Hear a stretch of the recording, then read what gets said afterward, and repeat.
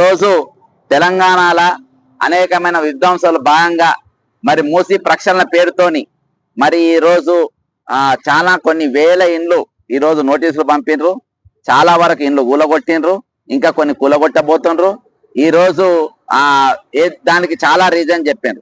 సరే, వారికి నోటీసులు ఇచ్చిండ్రు, ఇయ్యలేదు, అవి వాళ్ళకు సక్రమంగా కట్టిండ్రు, వాళ్ళ పర్మిషన్స్ ఉన్నాయి. ఇవన్నీ కూడా చాలా ఇప్పుడిప్పుడు చర్చలకు వస్తున్నాయి చాలా మాట్లాడిన తర్వాత. గతంలో ఇప్పుడు హైడ్రా ఆఫీసు బఫర్ జోన్ లో ఉందని చెప్పిన తర్వాత, సెక్రటరియట్ బఫర్ జోన్ లో ఉందని చెప్పిన తర్వాత, జిహెచ్ఎంసీ బఫర్ జోన్ లో ఉందని చూపించిన ఆర్పిఎక్స్ పోస్టర్ వేసిన తర్వాత ఈ రోజు ప్రభుత్వ కార్యాలయం ఉండొచ్చు, వాటిని ముట్టుకోనికి వీల్లేదు అని చెప్పి ఉండొచ్చు అనే ఒక రూల్ తీసుకొని వచ్చిండ్రు. ఎందుకంటే వాటిపైన అసలు వాళ్ళకి అవగాహన లేదు. ఆ రూల్స్ అనేది నువ్వు హైడ్రా ఎప్పుడైతే ఇంప్లిమెంట్ చేస్తున్నావో, హైడ్రా డెమాలిషన్స్ ఎప్పుడైతే చేయబోతున్నావో, అవన్నిటికీ నువ్వు ముందే ఏ రూల్స్ ప్రకారము ఏ బిల్డింగ్స్, ప్రభుత్వ బిల్డింగ్స్ ఉన్నాయి, హైడ్రా డెమాలిషన్స్ కిందికి రావు, ప్రజల కోసం ఉన్నాయి కాబట్టి. సెక్రటరియట్ ఉన్నది, ప్రజల కోసం రాదు, జిహెచ్ఎంసీ కట్టడానికి రాదు అని అవన్నీ ముందే చెప్పాలి. పర్మిషన్స్ ఉన్నాయి, మేము కూలగొట్టామని ముందు చెప్పాలి. కానీ కూలగొట్టిన తర్వాత, చాలా మంది రోడ్ల మీద పడ్డ తర్వాత, వాళ్ళ హక్కులను హరించిన తర్వాత ఈ రోజు మీరు ఏమని అంటున్నారంటే ఇవి మేము కూలగొట్టామని అంటారు. ఎందుకంటే మేము మేలేసి చూపించిన తర్వాత. సరే, ఇప్పుడు జరిగిన నష్టం ఏమిస్తావు తర్వాత. ఈ రోజు మనం ఉన్నది ఇక్కడ కృష్ణకాంత్ పార్క్ దగ్గర మనం ఉన్నాం.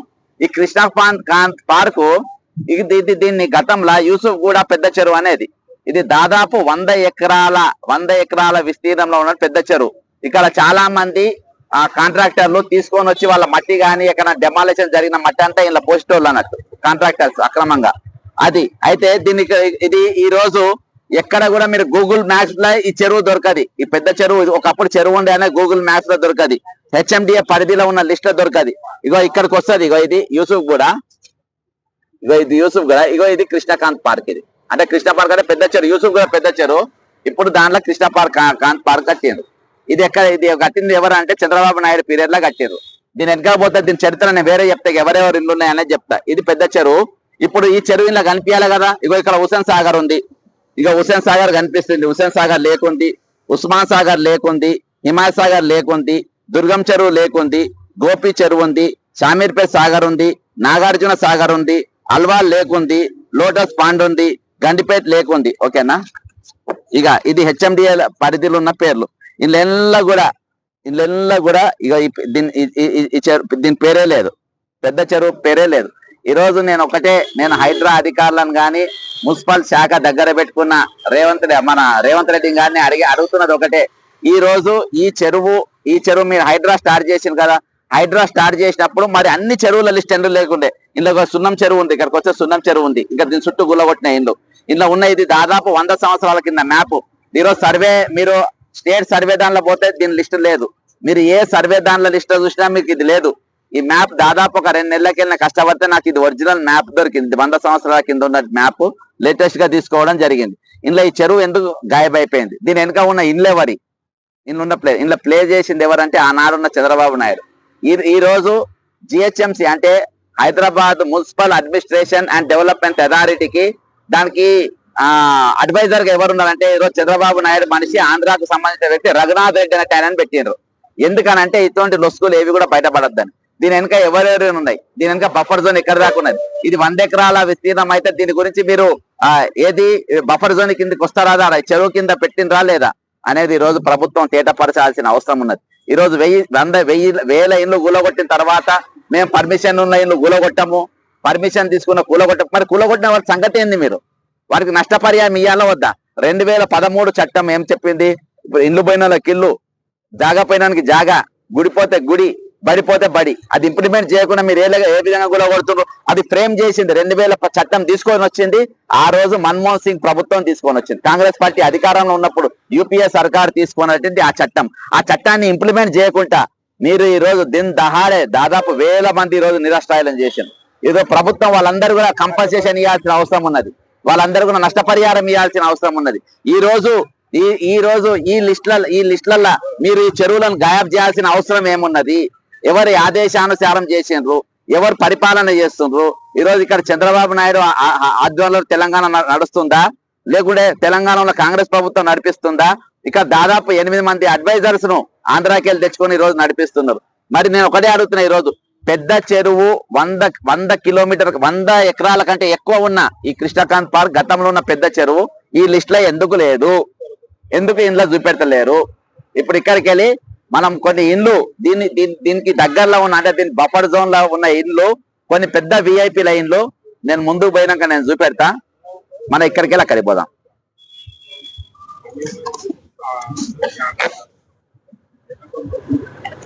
మిత్రులారా, ఇక్కడికి వెళ్ళి మనం అక్కడ వెళ్తాం. కృష్ణకాంత్ పార్క్ బోర్డుకి వెళ్ళి మనం బయలుదేరుతున్నాం ముందుకు. ఇక్కడికి వెళ్ళి వెళ్తున్నాము. ఇదంతా కృష్ణకాంత్ పార్కే. ఇది కృష్ణకాంత్ పార్క్ ఇంటికి వస్తుంది. ఇక్కడ అసలు చెరువు ఎంత విస్తీర్ణం అనేది ఒకసారి మనం చూస్తే తెలుస్తుంది. ఇదంతా కూడా గతంలో ఉన్న చెరువే. ఇది చంద్రబాబు నాయుడు ఆ రోజు కట్టించిన బాపతి. ఇది కృష్ణకాంత్ పార్క్ చేసిండు. దీన్ని పార్క్ కృష్ణకాంత్ పేరు పెట్టి, అంటే గవర్నర్ గా ఉన్న కృష్ణకాంత్ గారు మన గతంలో గవర్నర్ గా ఉండే ఉమ్మడి ఆంధ్రప్రదేశ్ కు. ఆయన దాదాపు 80 దశకంలో ఉండే 80s లా ఆయన మనకు ఇదిగా మన దగ్గర మనకు గవర్నర్ గా రాష్ట్ర గవర్నర్ గా పనిచేసిండు. మరి చంద్రబాబు నాయుడు గారు ఎందుకు కృష్ణకాంత్ గారి పేరు చెప్పిందంటే, ఆయన ముఖ్యమంత్రి గారికి ప్రమాణ స్వీకారం చేపించింది ఆనాడు కృష్ణకాంత్ గారే. కృష్ణకాంత్ గారు ఎవరైతే ఎన్టీ రామారావును వెన్నుపోటు పొడిచిన తర్వాత కృష్ణకాంత్ గారు దగ్గర ఉండి ఈయనతోని ప్రమాణ స్వీకారం చేపించింది కాబట్టి ఆయన పేరు మీద ఈ పార్క్ పెట్టడం జరిగింది. అంటే రుణం తీసుకున్నట్టు ఆయన. ఇగో అది కథ కదా. ఇక ఇదంతా మన చూపిన ఇదంతా కట్ట. ఇప్పుడు ఇది నా కట్ట అని మిమ్మల్ని నిరూపిస్తా. ఇది కట్ట అని చెప్పేసి, ఇది చెరువు కట్ట అని చెప్పేసి మీకు నేను నిరూపిస్తా. దానికి కావాల్సిన ఆధారం నేను మీకు ముందు చూపెడతా. కాబట్టి ఇవన్నీ కూడా ఇండ్లు. అంటే ఇదంతా దాదాపు నాకు తెలిసి ఇదంతా తెలుగుదేశం ఓటర్లు అయి ఉంటారు. తెలుగుదేశం ఓటర్లు ఎవరు ఉంటారో తెలుసు కదా మీకు. కాబట్టి వాళ్ళందరూ కూడా ఇక్కడ ఏడ కూడా బఫర్ జోన్. ఇదంతా బఫర్ జోన్ అని అంటారు దీనంతా. ఇక్కడ నోటీసులు ఉండయి, ఏముండయి. కానీ బస్తీల ఇండ్లు, కనబడ్డ ఇండ్లు, మీకు అవతల ఇండ్లు మొత్తం గులగొట్టేసింది. ఇగో ఇది నాలా కిందికి వస్తుంది కొంచెం ముందు. ఇది కట్టమైసమ్మ. ఇప్పుడు నేను ఆధారం చెప్తున్నా, ఇంకా కొంచెం ముందు. ఇది కట్టమైసమ్మ గేటు, ఇది కట్టమైసమ్మ టెంపుల్. ఓకేనా? ఇది కట్టమైసమ్మ టెంపుల్. ఇదేమో నాలా. కిందికి పోతే ఎవరెవరి ఇల్లు విఐపీలు ఉన్నాయో చూపెట్టా. ముందు ఇక్కడ దీనిపైన చెరువు పైన రాసి ఉంటుంది చెరువు అని. చెరువు ఒక్కసారి రంగనాథ్ గారు మీరు ఇక్కడ దగ్గరకు వచ్చినప్పుడు చూడండి. చెరువు కట్టమైసమ్మ అని రాసి ఉన్నది. చెరువు కట్టమైసమ్మ. సెల్ఫీ వీడియో కాబట్టి అది ఉల్టా కనబడుతుంది మీకు. చెరువు కట్టమైసమ్మ అని చెప్పేసి మీకు దగ్గరలో రాసి ఉంటుంది ఇదంతా. ఈ టెంపుల్ ఇది. ఓకేనా? ఈ టెంపుల్ ఇక్కడ వెనక తీసుకోరా. సరే నేను బ్యాగ్ తీసుకున్నాను. ఈ టెంపుల్. ఇవన్నీ ఇల్లు ఇక్కడ చాలా దూరం వరకు ఉంటాయి. ఇల్లు కూడా మధ్యలోకి వెళ్ళి వచ్చేసాయి. మధ్యలో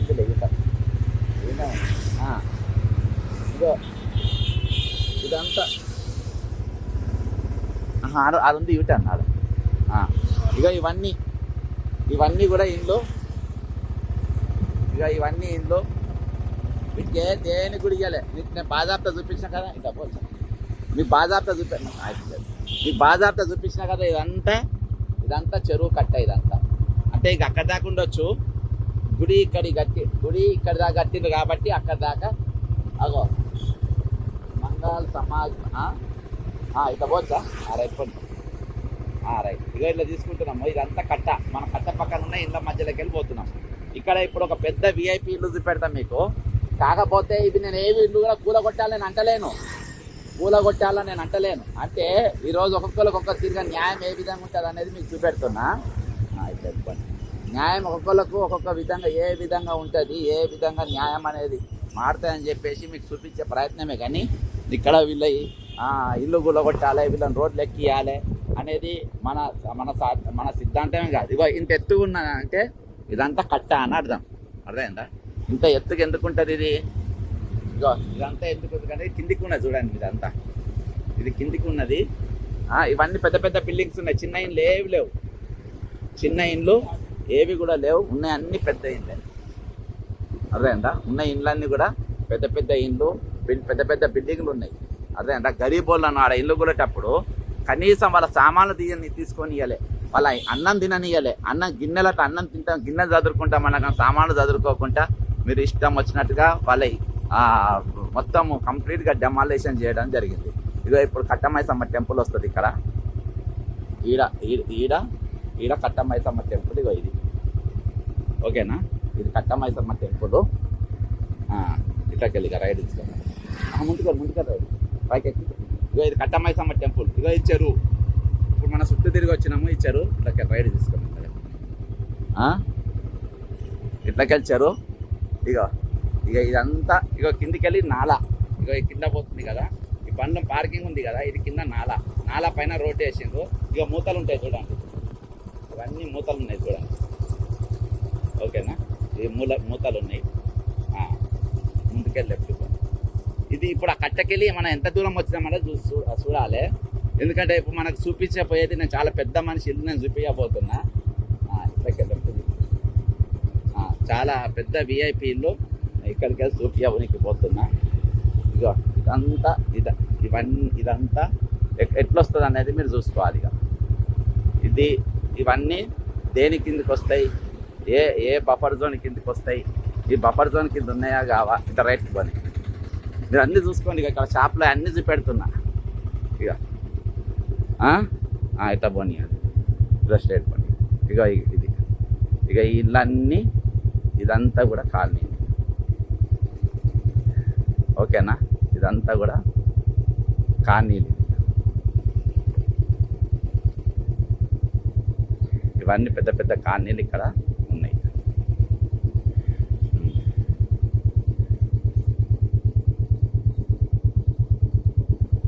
స్ట్రేట్ చూసింది కదా, ఇన్ని ఇండ్లు ఉన్నాయి, ఇన్ని ఇండ్లు ఇక్కడ ఉన్నాయి.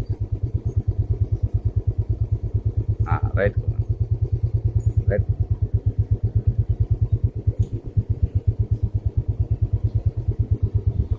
బ్యాగ్ తీసుకో, బ్యాగ్ వెనక తీసుకో.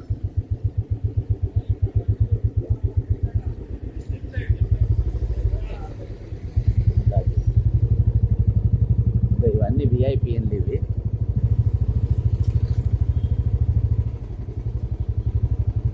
ఇవన్నీ విఐపి ఇంట్లో.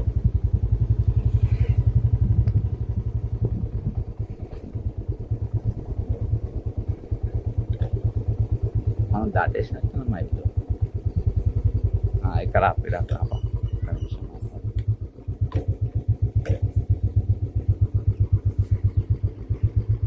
మిత్రులారా, ఇది కట్టమైసమ్మ టెంపుల్.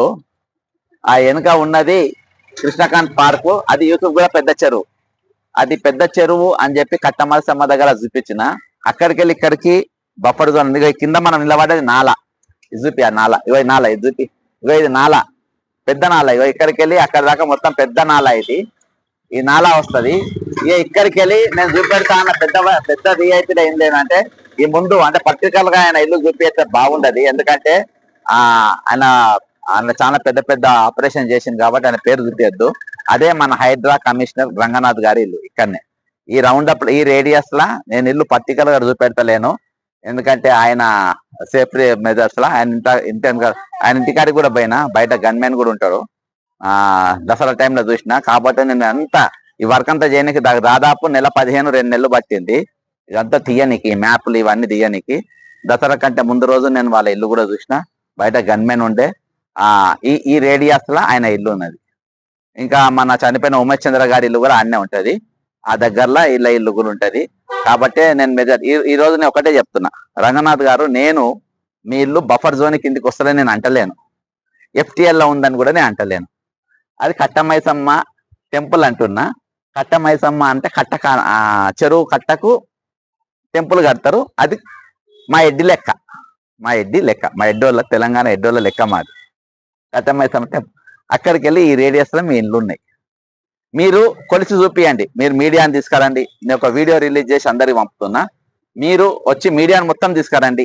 ఇక్కడికి వెళ్ళి మీ ఇల్లు చూపెడతారా మీ ఇష్టం, అది మీ ఇల్లు ఏ సందు ఉన్నదా మీ ఇష్టం, అది అక్కడికి వెళ్ళి 500 మీటర్ల లోపు ఉంటారా మీ ఇష్టం, అది నాలాకెళ్ళి ఎన్ని మీటర్ల దూరం ఉంది మీ ఇష్టం. మరి ఈ నాలాకెళ్ళి మీ ఇల్లు ఎంత దూరంలో ఉందో చూపించాలండి, అది ఇష్టం. అది చంద్రబాబు నాయుడు గారు అయితే ఆయన ముఖ్యమంత్రి చేసినందుకు కృష్ణకాంత్ గారి పేరు పైన పార్క్ అయితే పెట్టిండ్రు. ఇక్కడ ఇండ్లు కూడా దాదాపుగా అన్ని మీరు ఏవి చూసినా కానీ చంద్రబాబు నాయుడు ఓటర్కు సంబంధించిన ఇండ్లే ఉంటాయి. కాబట్టి ఇక్కడ ఏ ఇల్లు కూడా నోటీసులు రాలేదు. ఏ ఇల్లు కూడా ఇది బఫర్ జోన్ కిందకి వస్తారో రాలేదు. కాకపోతే ఒక లెవెల్ వరకు ఇది బఫర్ జోన్ కిందకే ఉంటది. అదేంటా నా ఇల్లు నీ ఇల్లు బఫర్ జోన్ కిందకి వస్తుందా రాదా అని రంగనాథ్ గారు మీరు నిరూపించుకోవాలి, మీరు చూపించుకోవాలి. నేను 100% నేను ఇది బఫర్ జోన్ కిందకి వస్తాయి నేను అంటలేను. నీవు ఎందుకంటే నీ ఇల్లు చూపెడితే నేను ప్రూవ్ చేయగలుగుతానో చేయలేనో నాకు తెలియదు. కానీ ఇల్లు నేను చూపియొద్దని నేను అనుకుంటున్నా. కానీ ఇల్లు ఈ ఇంటి ఇక్కడ మీ ఇల్లు ఉందా లేదా అనేది నువ్వే ప్రెస్ కాన్ఫరెన్స్ చెప్పి పెట్టి క్లియర్ చేయాల్సిన అవసరం ఉంది. ఎందుకంటే వేల ఇండ్లు మీరు గూలగొట్టేసిండ్రు ఆల్రెడీ. ఇవాళ రూల్స్ మార్చిండ్రు.